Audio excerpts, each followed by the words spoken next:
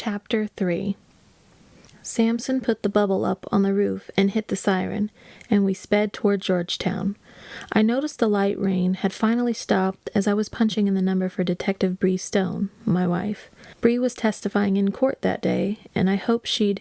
Bree answered, said, "Rock Creek an accident?" "Murder," I said.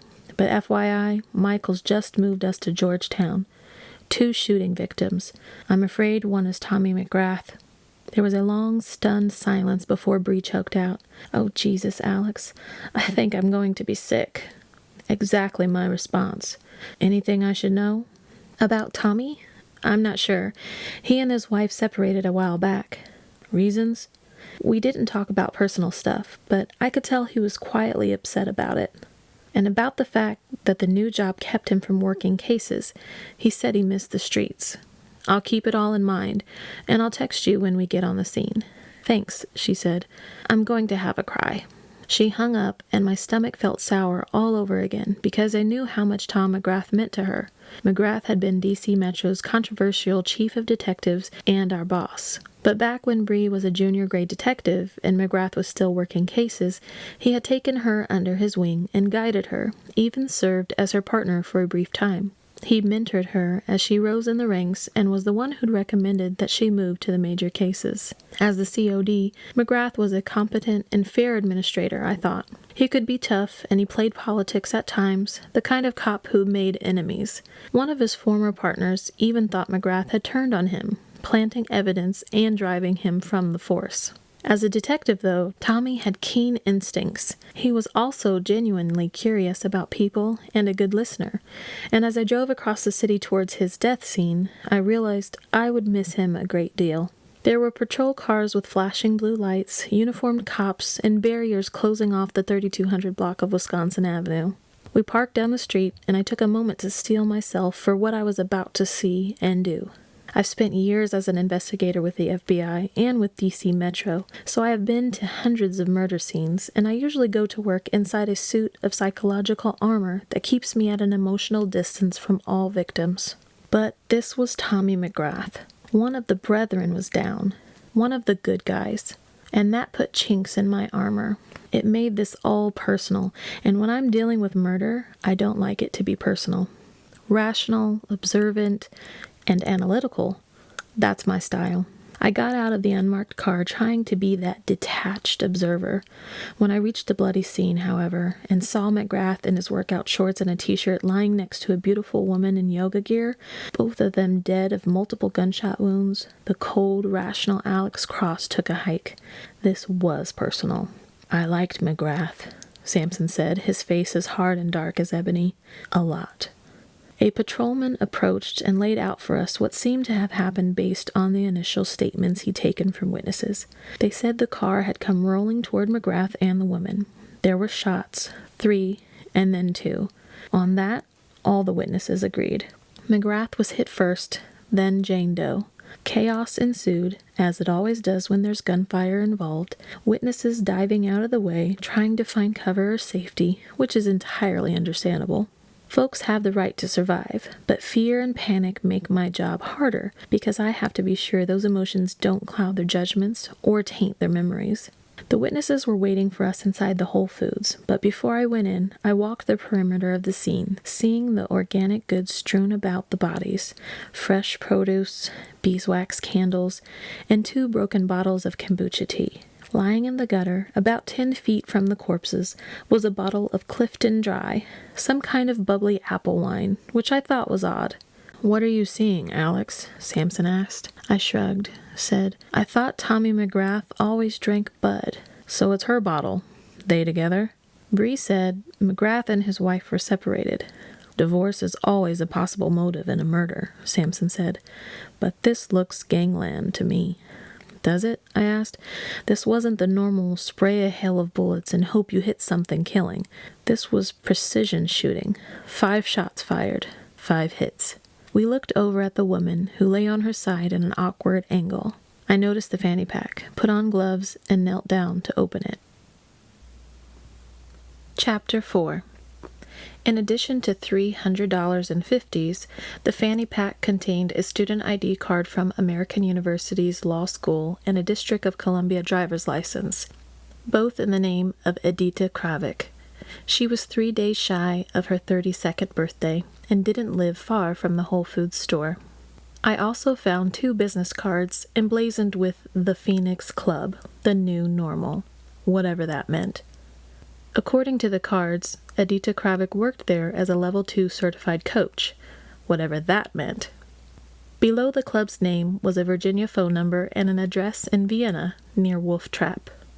I stood up, thinking, who were you, Edita Kravik? And what were you to Chief of Detectives McGrath? Sampson and I went inside the Whole Foods and found the shaken witnesses. 3 of them said they'd seen the entire event. Melanie Winters, a checkout clerk, said the victims had just been in the store, laughing and joking with each other. Winters said they'd seemed good together, Tom and Edita Kravik, like they had chemistry, although McGrath had complained in the checkout line about her not letting him buy beer. I glanced at Sampson. What did I say? As McGrath and Kravik left, the checker said, she started moving empty produce boxes by the front window. She was looking outside when a dark blue sedan rolled up with the windows down and bullets started flying. Winters dived to the floor and stayed there until a gunfire stopped and the car squealed away. How many people in the car? Sampson said. I don't know, she said. I just saw these flashes and heard the shots. Where were the flashes? I said. Front seat, or back, or both? She winced. I'm not sure. Lucas Phelps, a senior at Georgetown, had been outside, about half a block south of the store. Phelps had been listening to a podcast over his Beats headphones when the shooting started. The student thought it was part of the program he was listening to until he saw McGrath and Kravik fall. What kind of car? Sampson said. I'm not good at that, Phelps said. A 4-door car? Like dark-colored? How many people in the car? I asked. 2, I think, Phelps said. From my angle, it was kind of hard to say. You see flashes from the shots? Sure, now that you mentioned it. Where were the flashes coming from? Front seat, back, or both? Front, he said. I think. It all happened so fast. The third witness, Craig Brooks, proved once again that triangulation is often the best way to the truth. The 72-year-old retired U.S. Treasury agent had been coming down the sidewalk from the north, heading to Whole Foods to get some gluten-free crap his wife wanted, when the shooting started.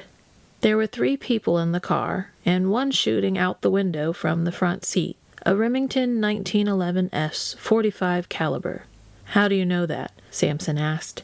I saw the gun, and there's a fresh .45 casing out there by the curb. I followed his gesture and nodded. You touch it? Not stupid. Appreciate it. Make of the car, model, license plate. It was a GM of some sort. 4-door, dark-colored, but flat, no finish. Like primer. They'd stripped it of any identifiers and covered the license plate, too. Male, female. They were all wearing ball caps and black masks, Brooks said. I got a clear look at the shooter's cap, though, as they went by me. Red, with the Redskins logo on it. We took phone numbers for possible follow-up, and I walked back outside. By then, a team of criminalists had arrived and were documenting the scene. I stopped to look at it all again, now that we'd been given 3 versions of how the shooting had gone down. I could see it unfold in my mind. The shooter was more than good. He was trained, I said. Give me that again, Sampson said. He'd have to be a pro to be able to shoot from a vehicle going 15 to 20 miles an hour and still hit moving targets 5 out of 5 times. The difficulty depends on the angle, doesn't it? Sampson said. Where he started shooting and when, but I agree, he practiced for this scenario. And McGrath was the primary target. The shooter put 3 rounds in him before turning the gun on Edita Kravik. One of the crime scene guys was taking photos. A dull aluminum lamp throwing light on the victims. I'd looked at McGrath in death at least 6 times now. Every time it got a little easier. Every time we grew apart. Chapter 5. Word gets out fast when a cop is killed. Wisconsin Avenue was a media circus by the time Sampson and I slipped out through an alleyway behind Whole Foods. We didn't want to talk to reporters until we had something to report. The second we were back in the squad car and Sampson had us moving, I called Chief Michaels and filled him in. "How many men do you need?" he asked when I'd finished. "I thought about that," said. "4, sir, including Detective Stone. She and McGrath were friends. She'll want in." "Done. I'll have them assembled ASAP." "Give us an hour," I said. "We're swinging by McGrath's before we head into the office." "No stone unturned, Alex," Michael said. "No, sir. You'll have to look at Terry Howard. I heard Terry's in rough shape. Just the same, it will come up, and we have to say we've looked at him. I'll do it myself." Michaels hung up. I knew the pressure on him to find the killer was already building. When a fellow cop is murdered, you want swift justice. You want to show solidarity, solve the case quick, and put someone in cuffs and on trial. Then again, you don't want to leap to conclusions before you've collected all the evidence. With 6 detectives now assigned to the case, we'd be gathering facts fast and furious for the next few days. We'd be working around the clock. I closed my eyes and took several deep, long breaths, preparing for the hard road that lay ahead and for the separation from my family. The prospect of hard work didn't bother me. Being apart from my family did. I'm better when I have a home life. I'm a more grounded person. I'm also a saner cop. The car slowed. Sampson said, "We're here, Alex." McGrath's place was a first-floor apartment in a converted row house near DuPont Circle. We got out the key our dead boss had been carrying and opened his front door. It swung open on oiled hinges, revealing a sparsely furnished space with 2 recliners, a curved screen TV on the wall, and a stack of cardboard packing boxes in the corner. It looked like McGrath had not yet fully moved in. Before I could say that to Sampson, something crashed deep inside the apartment, and we heard someone running. I drew my weapon, hissed, "Sampson, around the back." My partner pivoted and ran, looking for a way into the alley. I went through McGrath's place, gun up, moving quickly, taking note of how few possessions the chief of detective had had. I cleared the floor fast, went to the kitchen, and found a window open. I stuck my head out. Sampson flashed by me. I twisted my head, saw he was chasing a male Caucasian in jeans, a black AC/DC t-shirt, and a black golf hat, brim pulled down over a wild shock of spiky blonde hair. He was a powerful runner, an athlete certainly. He was carrying a black knapsack, but he still bounded more than ran, chewing up ground, putting a growing distance between himself and my partner. I spun around, raced back through McGrath's house and out the front door, jumping into the car, threw on the bubble and siren, and pulled out, trying to cut the runner off. I came flying around the corner of 25th and I Streets and caught a glimpse of his back as he dodged a pedestrian and vanished at the end of the block. It was astonishing how fast he'd covered that distance. Sampson was only just coming out of the alley, at least 100 yards behind the guy. I felt like flooring it and roaring after him, but I knew we were already beaten. I Street jogs at the end of the block, becomes 26th Street, and dead ends at Rock Creek Park, which had enough vegetation and terrain changes to swallow up any man who had that kind of wheels. Oddly, we weren't far as the crow flies from where the Maserati had crashed and exploded earlier in the day. I turned off the siren, stopped next to Sampson, and got out. "You okay, John?" My partner was bent over, hands on his knees, drenched in sweat and gasping for air. "Did you see that guy go?" he croaked. "Like the Flash or something." "Impressive," I said. "Question is, what was the Flash doing in Tommy McGrath's place?"